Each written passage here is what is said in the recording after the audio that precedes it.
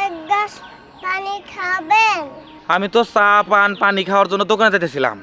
তুমি যেহেতু আয়া পড়ছো তাহলে আর দোকানে যাম না। দাও এক গ্লাস পানি দাও। এক গ্লাস পানি খায়া পুরা কাজ শেষ করে তারপরে বাড়িতে যাম। দাও এক গ্লাস পানি দাও। ও তুমি তো ছোট মানুষ, ঢেলে দিতে পারবা না, আমি ঢেলে খাই। দাও।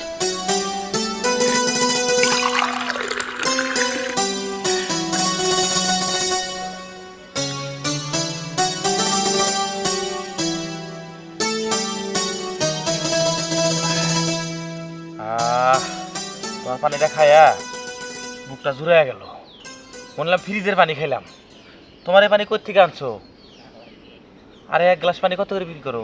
আমি তো পানি বিক্রি করি না। পানি বিক্রি করো না, তাহলে খাওয়াচ্ছ কেন? আপনি খুশি হয়ে যা দেবেন আমি তাই নেব। এইটুকু একটা মেয়ে কত সুন্দর করে কথা বলে।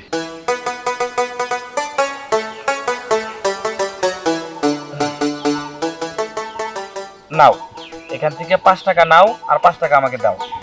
আমি তো গুনতে পারি না। তুমি গুনতে পারো না?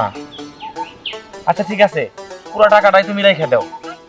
ভাবছিলাম দোকানে যায়া এক কাপ চা খামু, একটা পান খামু আর এক গ্লাস পানি খামু, সাথে একটা বিড়ি খামু। তোমারে দেখে আমার ওগুলা খাওয়ার শখ মিটে গেছে।